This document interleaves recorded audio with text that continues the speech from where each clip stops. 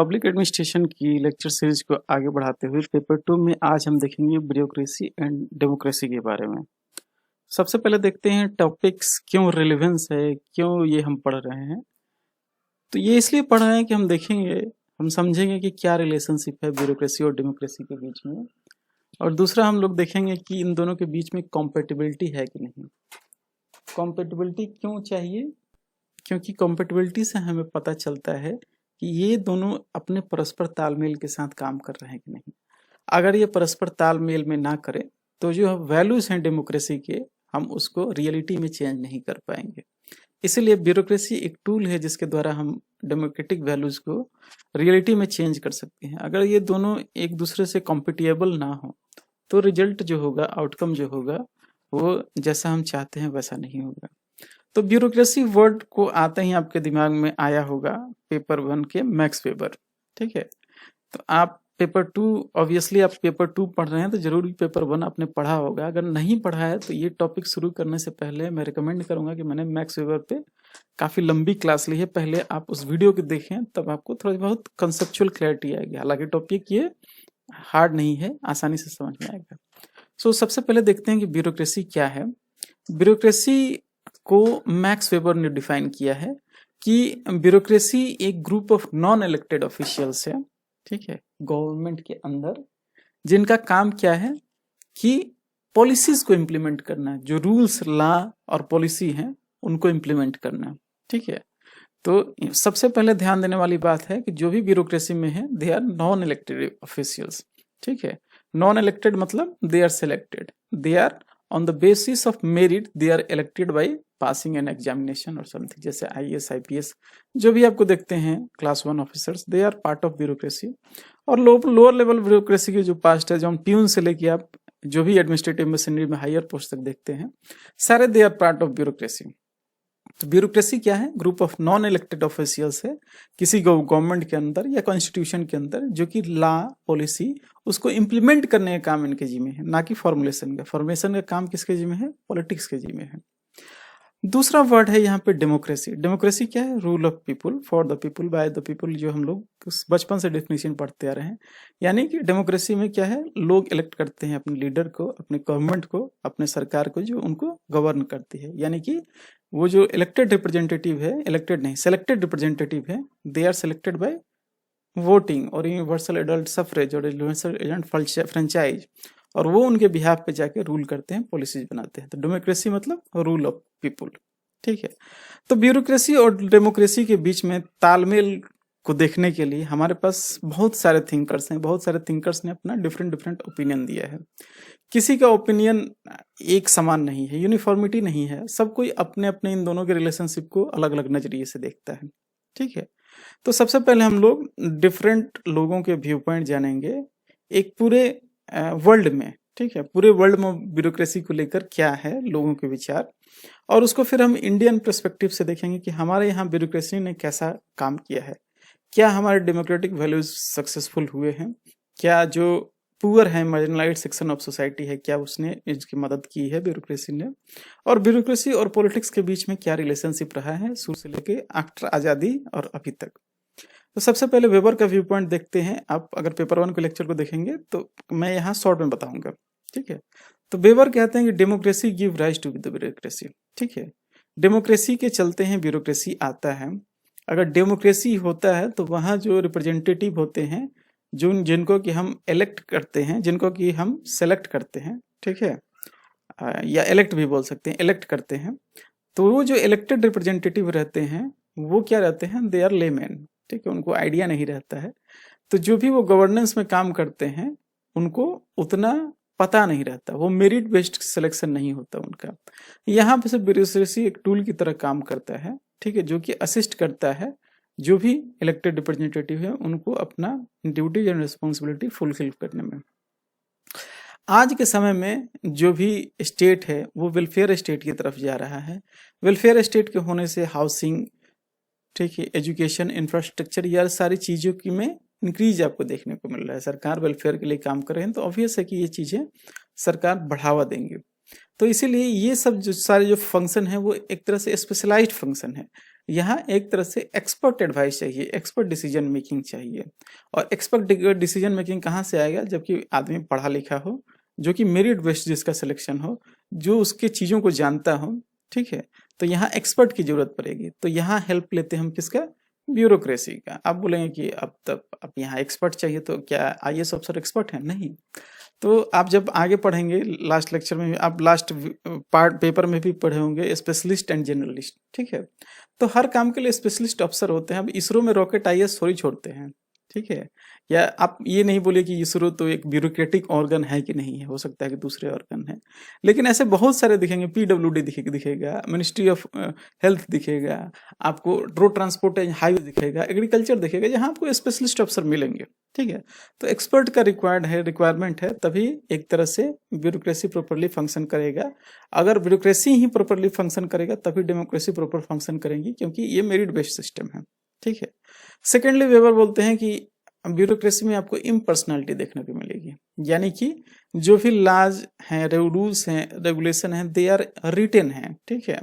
और जो भी आदमी उनको एग्जीक्यूट करता है उसके अंदर कोई बायस नहीं है, ठीक है।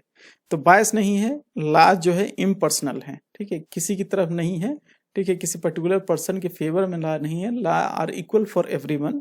तो इससे क्या होगा? ब्यूरोक्रेसी उस लॉ को इम्प्लीमेंट करेंगे तो there will be economy, efficiency, effectiveness, ये सारी चीजें आपको देखने को मिलेगी और इक्वालिटी भी देखने को मिलेगी। इसलिए वेबर का व्यू पॉइंट यही है कि ब्यूरोक्रेसी की जरूरत है, और ब्यूरोक्रेसी ही एक टूल है जिसके थ्रू हम लोग अपने आइडियल्स ऑफ डेमोक्रेसी को अचीव कर सकते हैं। लेकिन यहाँ पे भी वेबर का एक डर था, जो कि मैंने उस लेक्चर में बताया था कि स्टेट जो है, स्टेट को क्या करना है? जनता की सेवा करनी है। They have to serve the people, ठीक है।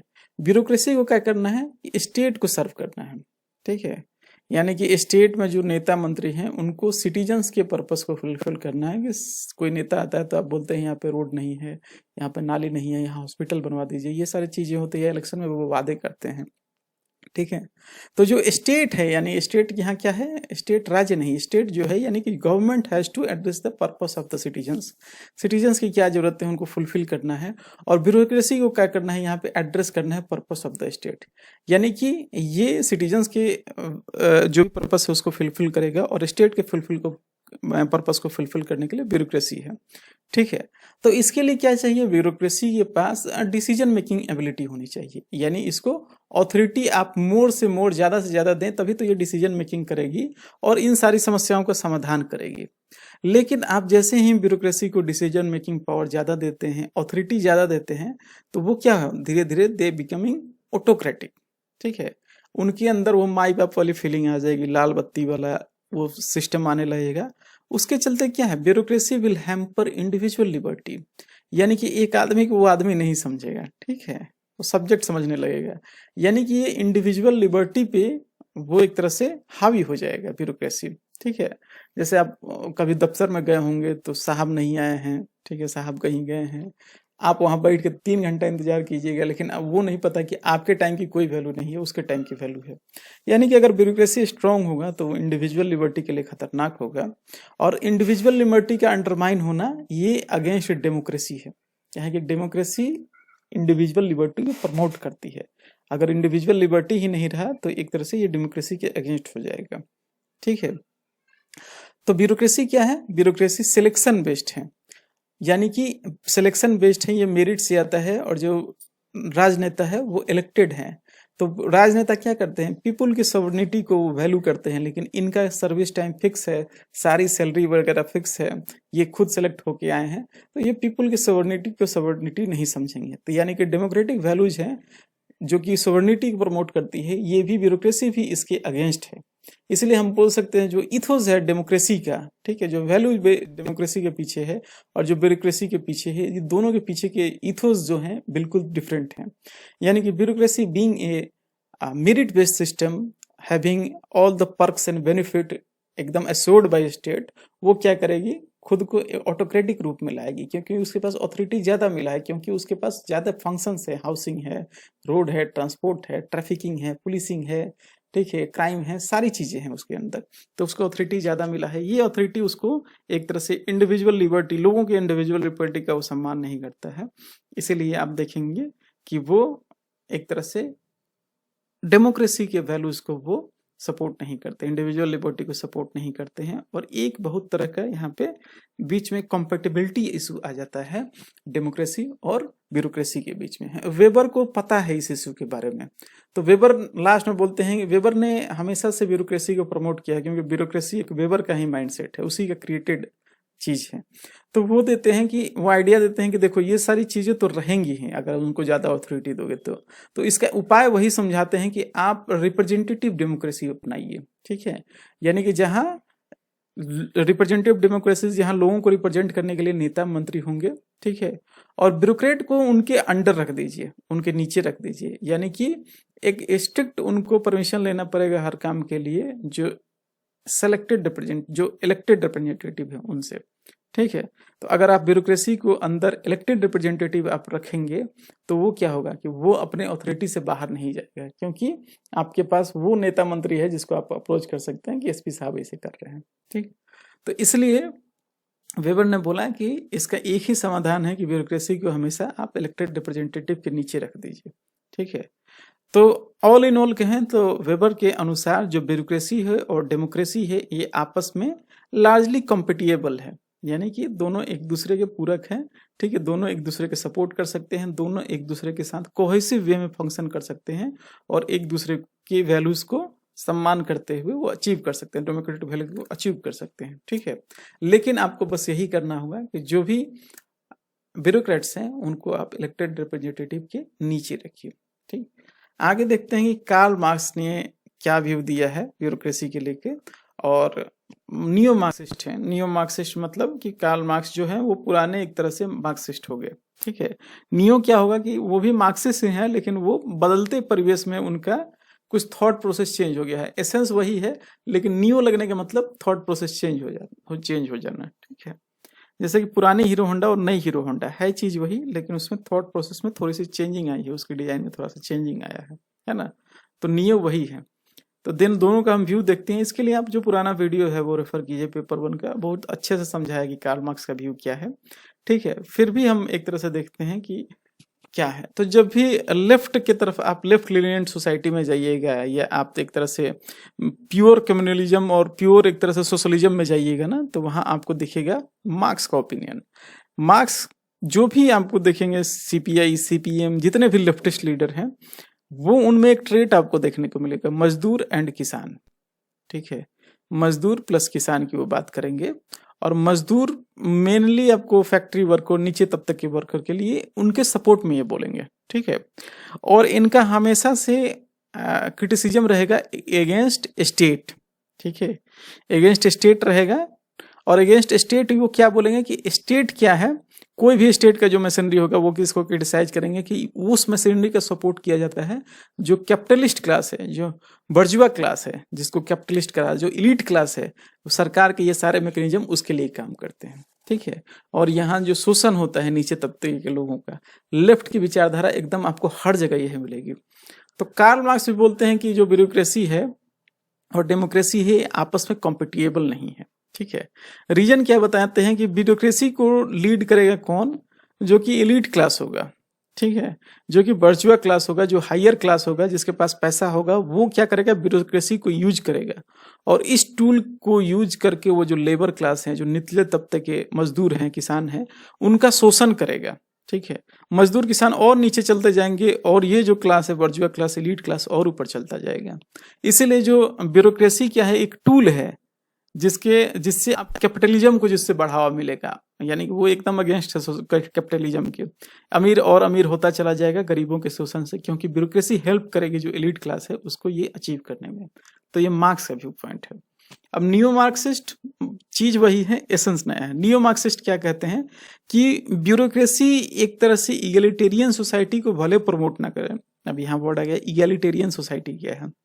इगलिटेरियन उस वर्ड का मतलब है कि जहाँ सबके पास इक्वल राइट है, इक्वल अपॉर्चुनिटी हो और सब बराबर हो आपस में, ठीक है। मान लीजिए 4 लोग हैं तो सबके पास 2-2 हजार ही रुपया रहे, सबके पास एक ही एम्बेसडर गाड़ी रहे, ठीक है, सबका स्टेटस सारा चीज इक्वल रहे, वो इगलिटेरियन सोसाइटी हुआ, जहाँ क्लास डिफरेंसेज ना हो, ठीक है, और जहाँ इकोनॉमिकली भी डिफरेंसेज ना हो, तो वो एक इगलिटेरियन सोसाइटी है।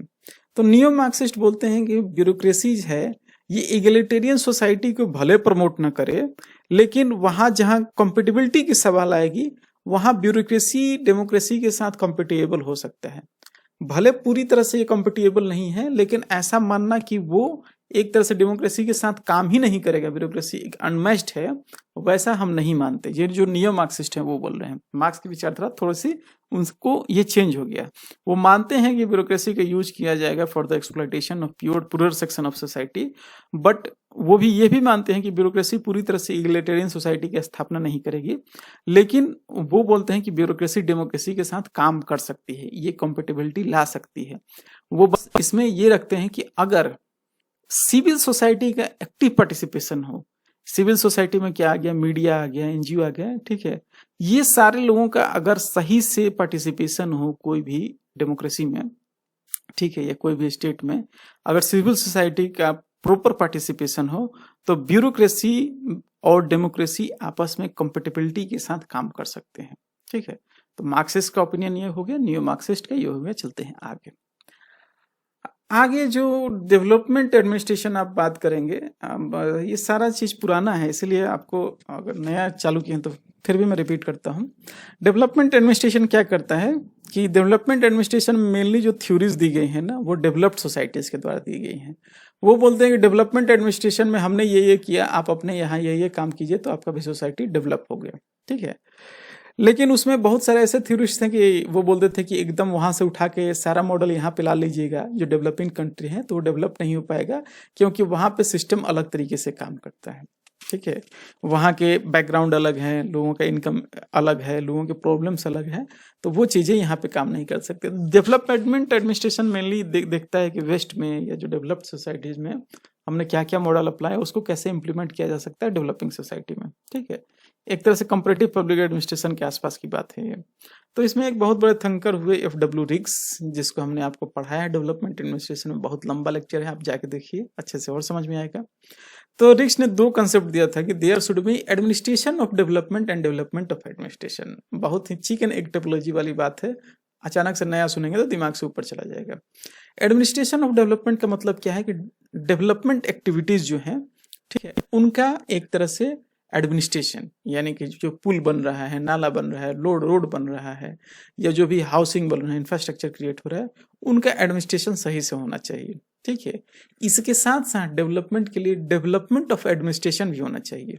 एडमिनिस्ट्रेशन क्या हो गया, आपका जो भी IAS PCS ऑफिसर्स हो गए, जो भी PWD हो गया, जो भी ऑर्गन्स हैं गवर्नमेंट के जो कि इम्प्लीमेंटेशन के लिए रिस्पॉन्सिबल है, मिनिस्ट्री से लेके लोअर लेवल तक, उनका भी डेवलपमेंट होना चाहिए। यानी समझ गए डेवलपमेंट ऑफ एडमिनिस्ट्रेशन क्या है, एडमिनिस्ट्रेशन ऑफ डेवलपमेंट क्या है। तो ये बोलते हैं कि ये दोनों चीजें होंगी तो एक तरह से डेवलपमेंट होगा, यानी कि एडमिनिस्ट्रेशन का भी डेवलपमेंट हो, डेवलपमेंट का भी एडमिनिस्ट्रेशन हो, ठीक है।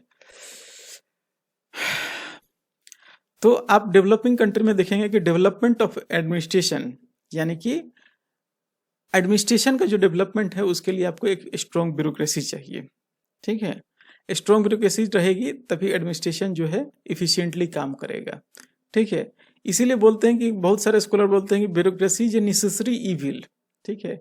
ये इविल है लेकिन ये इसकी जरूरत भी है, यानी कि इतना जरूरी है कि इविल होते हुए भी हम लोग इसको मान रहे हैं।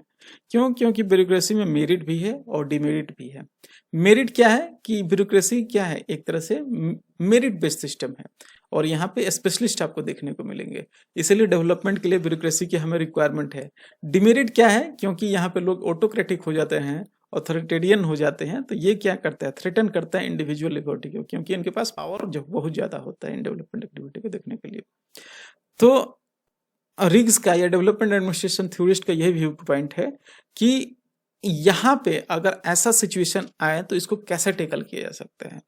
ये बोलते हैं कि अगर स्ट्रॉन्ग सोशल इलीट होंगे, यानी कि जो मिडिल क्लास फैमिलीज आपको देखने को मिलती हैं या हाई क्लास फैमिलीज, ठीक है, जिनके पास पैसा ज्यादा है, या मिडिल क्लास फैमिली जो हैं, ये अगर एजुकेटेड हों, इनके पास अगर हाई लेवल का एजुकेशन हो तो भले ही लोअर लेवल ब्यूरोक्रेसी को चेक ना करे या ना करे, ये लोग इनको जरूर चेक करेंगे। ठीक है, तो bureaucracy is a necessary evil, हम ये समझते हैं, लेकिन इस इविल को खत्म करने के लिए एजुकेशन का होना जरूरी है। लोगों को अपने राइट्स पता होने चाहिए, और इस काम को करेगा कौन? मिडिल क्लास और अपर मिडिल क्लास या अपर एलिट क्लास, जिसके पास इंफॉर्मेशन हो, जिसके पास एजुकेशन हो, वो इनके ऑथोरिटी, जो एक्सेस ऑथोरिटी है, इनको चेक करेगा। और जो भी है क्या कहते हैं, एडमिनिस्ट्रेशन और हमारा ब्यूरोक्रेसी और हमारा डेमोक्रेसी आसानी से काम करेगा, अगर ये दोनों चीजें स्ट्रांग होंगी तो। इसीलिए देखते हैं कि जो पुलिस अफसर्स होंगे वो गरीब कोई होगा तो उसको सही से ट्रीट नहीं करेंगे, वहीं कोई पढ़ा लिखा होगा तो वो सही से ट्रीट करेंगे, क्योंकि वो उनके खिलाफ कुछ ना कुछ कहीं ना कहीं कंप्लेन कर सकता है या कुछ कर सकता है। इसीलिए अगर हमें राइट्स का पता हो या हम एजुकेटेड हो तो उस समय जो है एडमिनिस्ट्रेशन है, जो ब्यूरोक्रेसी है, वो आपके खिलाफ उतनी वो नहीं होगी। इसलिए अगर ये दो सोसाइटी रहेंगे, मिडिल क्लास और एलीट क्लास, अगर इनके पास एजुकेशन हो तो वो चेक करेंगे ब्यूरोक्रेसी को, उनको ज़्यादा ऑटोक्रेटिक होने नहीं देंगे। ठीक है, आगे चलते हैं। आगे ईवा इजियोनी, ठीक है, इट्जोनी या इजोनी है इनका नाम है, ये एक तरह के थिंकर हैं। इनका एक बुक है bureaucracy and democracy A political dilemma. इसमें इन्होंने बहुत सारी चीजें बताई हैं, किसको लेकर? ऑब्वियसली जो हमारा टॉपिक है उसको लेकर, ब्यूरोक्रेसी और डेमोक्रेसी के बीच में क्या कंपेटिबिलिटी है वो इन्होंने बताया है। उन्होंने 3 हाइपोथेटिकल एग्जाम्पल लिए हैं, केस लिए हैं, और उस केस से उन्होंने बताने की कोशिश की है कि दोनों के बीच में कैसा रिलेशनशिप है। पहले बताते हैं कि डेवलपमेंट के लिए ब्यूरोक्रेसी की जरूरत होनी ही होनी है। क्यों? क्योंकि ब्यूरोक्रेसी के पास मेरिट है, उसके पास स्किल है, बिना उसके हम लोग ये काम नहीं कर सकते। ठीक है, और अगर ब्यूरोक्रेसी रहेगी तो उसके इस स्किल के चलते वो ऑटोक्रेटिक हो जाए, जो पहले से हम बात बोलते हैं सेम, और ये क्या है, सोसाइटी के लिए एक तरह का डेंजरस होगा। ठीक है, ब्यूरोक्रेसी की हमें जरूरत है, लेकिन ये सोसाइटी के लिए डेंजरस होगा। इनका व्यू एक तरह से मार्क्सिस्ट, न्यू मार्क्सिस्ट व्यू के साथ सिमिलर है। ठीक है, दूसरा ये हाइपोथेसिस देते हैं कि ब्यूरोक्रेसी जो है वो डबल माइंडेड है। ठीक है, डबल माइंडेड इसलिए कि ब्यूरोक्रेसी को हमें माना जाता है कि ये नॉन पॉलिटिकल होकर काम करे, लेकिन आप देखें कि ब्यूरोक्रेसी जो है पॉलिटिक्स में इन्वॉल्व होगी। ठीक है, यानी कि पॉलिटिकल एग्जीक्यूटिव को हेल्प करने के बजाय ये पॉलिटिकल एजेंडा पे ही काम करेगी, और ये डेमोक्रेसी के लिए खतरा है। ठीक है, इसीलिए बोलते हैं कि जब भी पॉलिटिकल ब्यूरोक्रेसी है, अगर पॉलिटिकल एग्जीक्यूटिव के साथ मिल के काम करे, यानी कि उसको सही से सलाह दे, तो वो डेमोक्रेटिक वैल्यू को अचीव किया जा सकता है, तब डेवलपमेंट इश्यूज को सही से टैकल किया जा सकता है, तब वो डेमोक्रेसी के साथ कंपेटेबल हो सकता है। लेकिन अगर ब्यूरोक्रेसी जिसके पास मेरिट ज्यादा है, अगर वो पॉलिटिकल एग्जीक्यूटिव का हेल्प नहीं करे, किसी पॉलिटिकल एजेंडा पे काम करने लगेगा, तो वो क्या है, डेमोक्रेसी के लिए खतरा हो सकता है। जैसे कि आप देखिए कि बहुत सारे IAS IPS मिलेंगे आपको, ठीक है, जिनका अपना यूट्यूब चैनल भी है। वो क्या करते हैं कि उन्होंने कैसे सख्ती बरती उसका वीडियो बना के पोस्ट करते हैं। ठीक है, दूसरा आप देखेंगे कि बहुत सारे ट्विटर पे आपको ऐसे मिलेंगे रिटायर्ड IAS या अभी वर्किंग IAS हैं, जो कि गवर्नमेंट के नैरेटिव को आगे बढ़ाते हैं।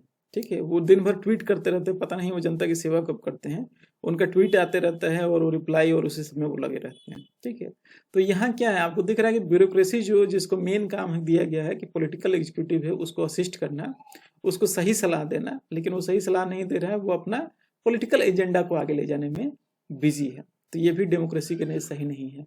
यहाँ ब्यूरोक्रेसी जो है डेमोक्रेसी से कॉम्पिटिएबल नहीं होगी। ठीक है, तो दूसरे शब्दों में इसको यहाँ ऐसा लिया जाए कि जो पॉलिटिकल मास्टर्स हैं वो एक तरह से लेमन हैं, अगर उनको ये गलत सलाह भी दें तो भी हम लोग जो भी डेमोक्रेसी के वैल्यूज हैं उसको अचीव नहीं कर पाएंगे, और ब्यूरोक्रेसी डेमोक्रेसी आपस में कंपेटेबल नहीं होगी। ठीक है, तीसरा ये सिचुएशन बताते हैं कि there is a lack of clarity between bureaucracy and political class, यानी कि दोनों के बीच में क्लैरिटी की बहुत कमी है। ठीक है, यानी कि ये सेकंड केस का कंटिन्यूएशन है। अब यहाँ 2 सिचुएशन देखिए, एक तो है ब्यूरोक्रेटिक पॉलिटिक्स। इसमें क्या होता है कि ब्यूरोक्रेसी जो इंटर कर जाता है पॉलिटिक्स में और उसको डाइल्यूट करने लगता है। कैसे इंटर करता है कि देखिए, मेनली आपको दिया गया है 2, पॉलिटिक्स और ब्यूरोक्रेसी।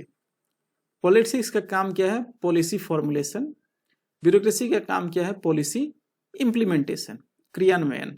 अगर पॉलिटिक्स ये जो क्या है इसको सलाह देता है पॉलिटिक्स को, इसके बेसिस पे प्लान्स एंड पॉलिसीज का फॉर्मुलेशन होता है। आप ये बोल सकते हैं जो ब्यूरोक्रेसी है ये पॉलिटिकल एग्जीक्यूटिव के काम में वो घुस रहा है। घुसते घुसते इतना ना घुस जाए कि सारा जो पॉलिसी है वो फॉर्मुलेट यही करे, एग्जीक्यूट यही करे। उस केस में क्या होगा कि हम लोग बोलेंगे ब्यूरोक्रेटिक पॉलिटिक्स है, पॉलिटिशियन नहीं लीड कर रहे हैं पॉलिटिक्स को, यहाँ ब्यूरोक्रेसी लीड कर रही है पॉलिटिक्स को। तो इसीलिए बोला जाता है कि when bureaucracy enters the realm of politics and dilutes its, ठीक है, ये जो है कॉन्ट्रेरी है टुवर्ड्स द डेमोक्रेटिक वैल्यूज। और यहाँ जो है पॉलिटिक्स जो ब्यूरोक्रेसी है वो डोमिनेंट हो जाती है और एक तरह से कंपेटेबिलिटी नहीं रह जाता ब्यूरोक्रेसी और डेमोक्रेसी के बीच। दूसरे तरह का आप केस देखेंगे कि जहां पे एक तरह से सबसर्वेंट ब्यूरोक्रेसी हो जाता है। यहाँ पॉलिटिकल एग्जीक्यूटिव क्या करते हैं, क्रॉस कर देते हैं और लिमिट, और वो क्या करते हैं, उनका मेन तो काम क्या है पॉलिसी फॉर्मुलेशन का, लेकिन इम्प्लीमेंटेशन में भी उनका काम है, क्या करते हैं, मॉनिटरिंग का काम करते हैं, कंट्रोलिंग का काम करते हैं, सही से पॉलिसीज का इम्प्लीमेंटेशन हो रहा है कि नहीं, वो एक तरह से नजर बना के रखते हैं। लेकिन नजर बनाते बनाते वो इतना घुस जाए कि हर एक बात के लिए IAS IPS जो भी उनके नीचे काम कर रहे हैं, जो भी मिनिस्ट्री काम कर रहे हैं, सारे आप ब्यूरोक्रेसी को एकदम टॉप पे रखो, उनको हर चीज के लिए बोलो कि यहाँ से सामान यहाँ रखो, यहाँ से उठा के यहाँ रखो, तो वो क्या किए, आप इम्प्लीमेंटेशन में घुस रहे हो, आपका काम केवल मॉनिटरिंग का है बट आप बहुत अंदर घुस रहे हो। इसको क्या कहते हैं, सब सर्वेंट ब्यूरोक्रेसी। इसमें क्या है कि ब्यूरोक्रेसी के अंदर जो है पॉलिटिकल एग्जीक्यूटिव घुस रहा है, ठीक है। ये भी अगेन फ्रस्ट्रेट करता है डेमोक्रेसी को, ये भी नहीं होना चाहिए।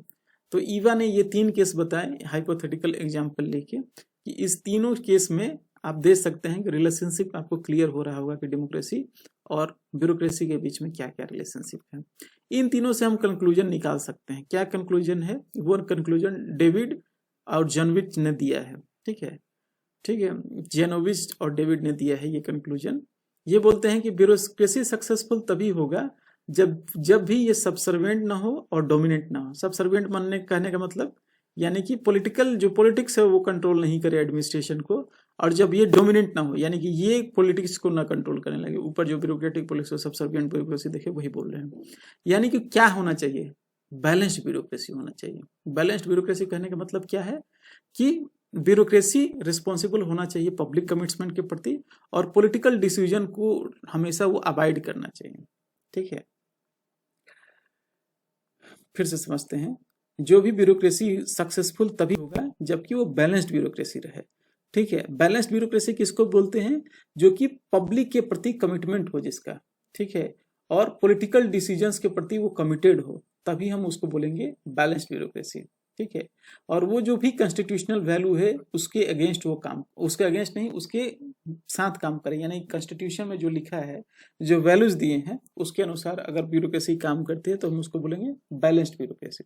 यानी बैलेंस्ड ब्यूरोक्रेसी में ये दोनों एब्सेंट रहेंगे, ब्यूरोक्रेटिक पॉलिटिक्स एब्सेंट रहेंगे, यानी ब्यूरोक्रेटाइजेशन भी एब्सेंट होगा, अब सबसर्विएंट ब्यूरोक्रेसी भी नहीं होगी, तब हम उसको बोलेंगे कि ये बैलेंस्ड है, ठीक है। दूसरा है, बोलते हैं कि ब्यूरोक्रेसी अगर पार्टिसिपेटिव हो, पार्टिसिपेटिव ब्यूरोक्रेसी का मतलब सारे स्टेक होल्डर अगर शामिल हो डिसीजन मेकिंग प्रोसेस में, जिसको कि हम लोग ब्रॉड बेस्ड ब्यूरोक्रेसी भी बोलते हैं, अगर सारे स्टेक होल्डर शामिल हो डिसीजन मेकिंग में, तब भी जो ब्यूरोक्रेसी होगा वो एक तरह से पार्टिसिपेटिव ब्यूरोक्रेसी होगा, ठीक है। यानी कि ब्यूरोक्रेसी जो है इंक्लूसिव होना चाहिए, पीपल सेंट्रिक अप्रोच होना चाहिए ब्यूरोक्रेसी का, वो सारे स्टेक होल्डर को लेके कोई डिसीजन ले, ठीक है। अगर नॉन पार्टिसिपेटिव ब्यूरोक्रेसी होगा तो ऑथोरिटेरियनिज्म की तरफ जाएगा, ठीक है। तो अभी इस स्लाइड में कथा कहानी का मतलब ये हो गया कि ईवा ने ये 3 हाइपोथेटिकल सिचुएशन दिए थे कि ऐसा जनरली डेमोक्रेसीज में देखने को मिलता है, ठीक है। तो उसका कंक्लूजन डेविड एंजनोविच ने दिया है कि ब्यूरोक्रेसी को कैसा होना चाहिए। एक लाइन में बोले तो ब्यूरोक्रेसी को बैलेंस्ड ब्यूरोक्रेसी होना चाहिए, दूसरा पार्टिसिपेटिव ब्यूरोक्रेसी होना चाहिए। अगर नहीं होगा तो ऑथोरिटेरियनिज्म की तरफ ब्यूरोक्रेसी लीड करेगा और एक डेमोक्रेसी के लिए खतरा है। चलते हैं आगे। अभी इंडियन पर्सपेक्टिव हम देखेंगे, हम इन जनरल देखें कि ब्यूरोक्रेसी और डेमोक्रेसी के बीच में क्या रिलेशनशिप है। अब हम देखते हैं कि इंडियन पर्सपेक्टिव क्या है। तो इसके लिए सुभाष शर्मा ने 4 सिचुएशन लेके हमें बताए हैं, यानी कि 4 हेडिंग के बीच में ये बता रहे हैं कि इंडियन ब्यूरोक्रेसी और डेमोक्रेसी में क्या तुलनाएं हैं, क्या मतलब कैसा कंफर्टेबिलिटी है, इन दोनों के बीच में कैसा रिलेशनशिप है, ठीक है। ये बोलते हैं कि इंडियन ब्यूरोक्रेसी है वो सबऑर्डिनेट है पॉलिटिकल क्लास के, ठीक है। कैसे सबऑर्डिनेट है, क्योंकि इंडियन ब्यूरोक्रेसी जो हमने शुरू में ही देखा था कि ब्यूरोक्रेसी तभी भी सक्सेसफुल होगी, जैसा बेवा ने बताया, कि जब वो पॉलिटिकल क्लास के नीचे रह के काम करे। ठीक है, तो इंडिया में भी ऐसा देखने को मिलता है कि पॉलिटिकल क्लास है जो डिफाइन करते हैं कि आपको क्या काम करना है, आपका रोल क्या होगा, और यहाँ उसी के अनुसार जो हमारा ब्यूरोक्रेसी है वो काम करते हैं। यानी कि ऐसा बोल सकते हैं कि इंडिया में ब्यूरोक्रेसी वो घोड़ा है और पॉलिटिकल क्लास क्या है, उसके मास्टर हैं, उसको वो कंट्रोल करते हैं। ठीक है, यहाँ आपको देखने को मिलेगा कि जो भी ब्लेम है और फेम है वो पॉलिटिकल क्लास को ही जाता है। यानी कि जो हमारा एडमिनिस्ट्रेशन है वो किसी चीज़ के लिए रिस्पॉन्सिबल नहीं होता। अगर बिजली कटी, अगर कोरोना में डेथ हुआ, तो हम जिम्मेदार यूपी गवर्नमेंट को ठहराते हैं या सेंट्रल गवर्नमेंट को ठहराते हैं, या जिस केस में जिस स्टेट में हो रहा है उसके स्टेट की गवर्नमेंट को अकाउंटेबल बनाते हैं, ना कि हम वहाँ के डीएमएसपी को अकाउंटेबल बनाते हैं। तो अगर फेम भी हो तो भी पॉलिटिकल क्लास अकाउंटेबल है, अगर ब्लेम भी हो तभी पॉलिटिकल क्लास अकाउंटेबल है। और इंडिया में जनरली जो भी ब्यूरोक्रेसी है वो उनके नीचे काम करता है। उसमें आगे ये बताते हैं कि ब्यूरोक्रेसी को ऐसा माना गया है कि वो केवल वो कैपिटलिस्ट क्लास के अगेंस्ट में काम करता है। ठीक है, ऐसा जनरली आपको देखा गया है कि जो भी कुछ थिंकर्स हैं जो बोलते हैं कि ये कैपिटलिस्ट क्लास को प्रमोट नहीं करता है, कोई बोलते हैं कि कैपिटलिस्ट को ही प्रमोट करता है, लेकिन एक हाइपोथेसिस है कि ये कैपिटलिस्ट कंट्री को ये प्रमोट नहीं करता है। ठीक है, लेकिन आपको देखने को मिलेगा कि कम्युनिस्ट कंट्री में आप ये देखेंगे कि ये कैपिटलिज्म को इनहिबिट करता है और कैपिटलिस्ट कंट्री में कैपिटलिज्म को प्रमोट करता है। जैसे कि यूएस में देखिएगा तो वहाँ का जो ब्यूरोक्रेसी है वो आपको देखने को मिलेगा कि वो प्रमोट कर रहा है कैपिटलिज्म को, जबकि पुराने रसिया में देखिएगा तो वहाँ का ब्यूरोक्रेसी क्या है, वो उनको एक तरह से इनहिबिट कर रहा है, नहीं बढ़ने दे रहा है कैपिटलिज्म को आगे। तो यहाँ एक आपको दिमाग थोड़ा सा लगाएंगे तो आपको पता चलेगा कि ब्यूरोक्रेसी के इसमें कोई दोष नहीं है। यहाँ दोष किसका है, जो मास्टर्स हैं उनको, वो जैसा उसको करवाते हैं ब्यूरोक्रेसी वैसा ही काम करता है। एग्जाम्पल के लिए देंगे तो इंडिया में 1991 से पहले जो हमारा ग्रोथ रेट बहुत कम था, जिसको प्रोफेसर राज कृष्णा थे, उन्होंने बोला कि ये हिंदू ग्रोथ रेट है। हिंदू ग्रोथ रेट क्यों बोला, इसके लिए वो खुद उन्होंने कोई एक्सप्लेनेशन नहीं दिया। लोग आज तक दिमाग लगा रहे हैं कि आखिर क्यों बोला था। ठीक है, तो बहुत लोग बोलते हैं कि हिंदुइज्म को डिफेम करने के लिए बोला था। बहुत लोग बोलते हैं कि जो हिंदू हैं उनकी जनसंख्या ज़्यादा थी, उसके लिए बोला था। हिंदू ग्रोथ रेट यानी कि काफ़ी स्लो ग्रोथ रेट के लिए हिंदू ग्रोथ रेट बताया था उन्होंने, तो प्रोफेसर राज कृष्णा ने। कुछ बोला था कि हिंदू क्या है कि बहुत कम में ही अस्वस्थ हो जाते हैं। ठीक है, कि बहुत कम खाना, बहुत कम यूज करना, कम में ही वो संतोष कर जाते हैं, इसलिए ग्रोथ रेट कम था तब भी हिंदू संतोष करके रह गए।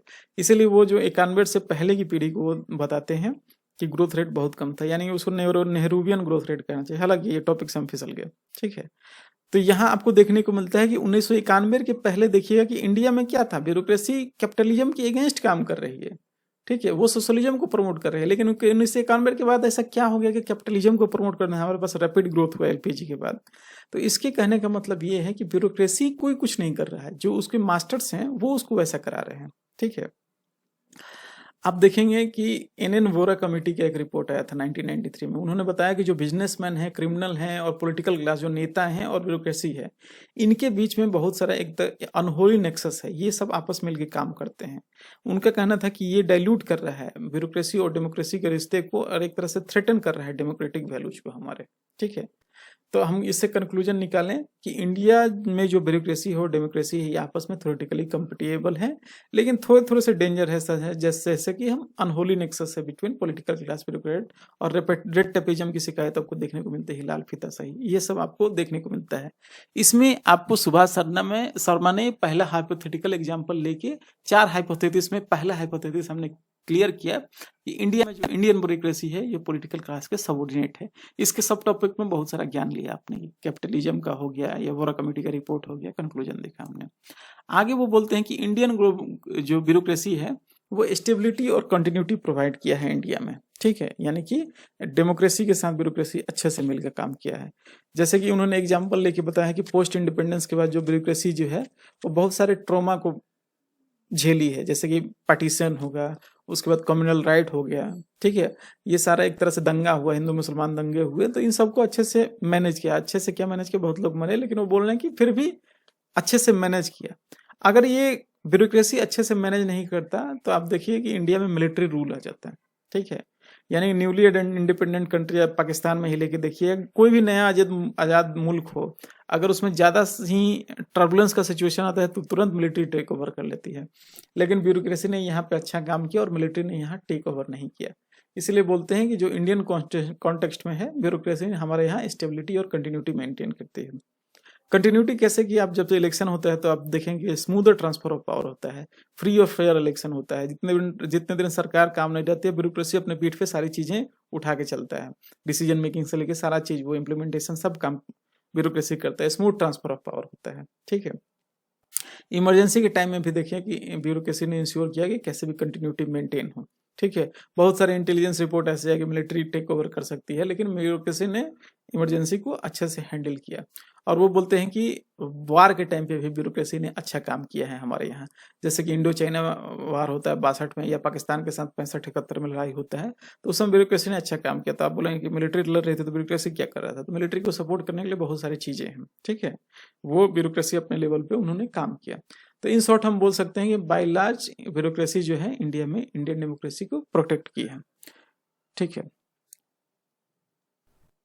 थर्ड देखते हैं, वो एग्जाम्पल लेते हैं, हाइपोथेसिस बताते हैं कि इंडियन सोसाइटी का स्ट्रक्चर कुछ ऐसा है, और इंडियन सोसाइटी के स्ट्रक्चर और ब्यूरोक्रेसी में कुछ चीजें हैं, कुछ तुलनात्मक चीजें हैं।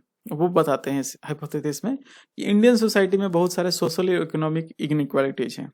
ठीक है, तो ब्यूरोक्रेसी ने इंडियन सोसाइटी में इंडियन सोसाइटी को इगलिटेरियन सोसाइटी नहीं बनाया है। ठीक है, इसमें वो फेल साबित हुई है। कैसे? क्योंकि सोसाइटी में अगर डोमिनेंट क्लास के आदमी सिलेक्ट हों, ठीक है, कैसे इगलिटेरियन सोसाइटी नहीं बनती अगर ब्यूरोक्रेसी में वैसे लोग नहीं पहुंचे। तो वो देखते हैं, किसी भी सोसाइटी में आप देखेंगे कि अगर डोमिनेंट क्लास के लोगों का सिलेक्शन होता है तो वो क्या करते हैं, जो डोमिनेंट क्लास नहीं है या जो पुअर मार्जिनाइज्ड सेक्शन की सोसाइटी है, उनको वो साइडलाइन कर देता है। ठीक है, और या उनकी इश्यूज क्या है, उनके साथ क्या समस्याएं हैं, उनको समझ नहीं पाता है। मान लीजिए कि एसी में रहने वाला बच्चा जो बचपन से एसी में रहा है, ठीक है, और वो यूपीएससी का एग्जाम दे रहा है, वो निकाल रहा है, ठीक है, वो शुरू से ही उसको सारी सुविधाएं मिली हैं। तो एक गांव के परिवेश में कैसा जीवन होता है, तो कितनी कठिनाइयों से लोग निकलते हैं, ये चीज इसको समझ में नहीं आएगी। ठीक है, तो यहाँ पे आपको क्या हुआ, यहाँ पे क्लास डिफरेंस हुआ। यहाँ पे ये क्या है, इनकी चीजों को नहीं समझ पाया जाएगा।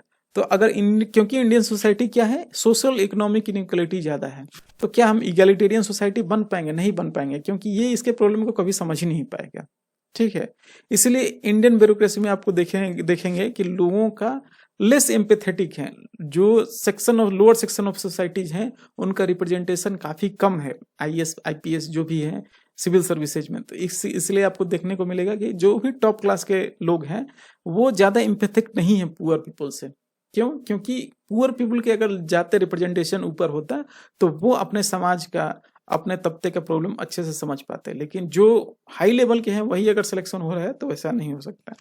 तो एक फैक्ट से इसको उन्होंने बोला है कि जो ब्यूरोक्रेसी है, इंडियन ब्यूरोक्रेसी, वो रिप्रेजेंटेटिव नहीं है। रिप्रेजेंटेटिव मतलब सारे सेक्शन ऑफ सोसाइटी का रिप्रेजेंटेशन नहीं है उसमें, सारे सेक्शन भी हो गया, मेल फीमेल भी हो गया, सारी चीज होंगी, तो ये रिप्रेजेंटेटिव नहीं है इंडियन ब्यूरोक्रेसी। ठीक है, एग्जाम्पल के लिए 2012 का यूपीएससी का रिजल्ट वो दिखाते हैं कि 170 लोगों का सिलेक्शन होता है, जिसमें 73 इंजीनियरिंग बैकग्राउंड के हैं, 26 उसमें डॉक्टर हैं। ठीक, 4% केवल हिंदी मीडियम से पास हुए हैं। तो ये इगलिटेरियन सोसाइटी है? नहीं है। ठीक है, क्योंकि बराबरी नहीं, 50-50 इंग्लिश हिंदी वाले पास होते तब तो इगलिटेरियन होता है। 33% लोग रूरल बैकग्राउंड से केवल आए हैं। ठीक है, बाकी आपको मान के चलिए कि बाकी लोग क्या है, शहरी बैकग्राउंड से है।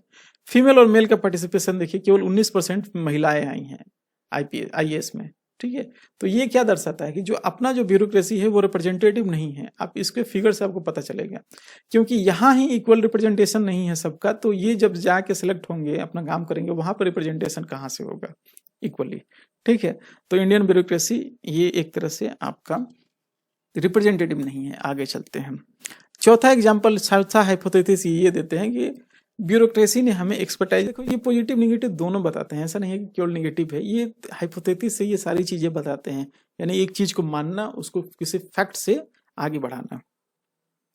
तो ये बोलते हैं कि इंडियन ब्यूरोक्रेसी ने हमें एक्सपर्टाइज प्रोवाइड कराया है। ठीक है, क्यों? क्योंकि ये बोलते हैं कि जो भी पॉलिटिकल क्लास के लोग हैं, वो लेमन हैं, उनको ब्यूरोक्रेसी से इनपुट चाहिए, तभी वो सही से काम कर पाएंगे।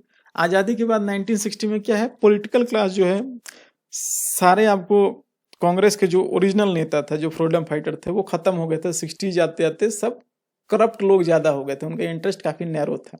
तो उस समय ब्यूरोक्रेसी का जो अप्रोच था वो सस्पिशियस था अपने राजनेताओं के प्रति। 1917 का टाइम आता है, यहाँ पे ब्यूरोक्रेसी काफ़ी न्यूट्रल हो जाती है, ठीक है। अब ब्यूरोक्रेसी का न्यूट्रल होना एक एस्पेक्ट में सही है, लेकिन दूसरे एस्पेक्ट में ये गलत है।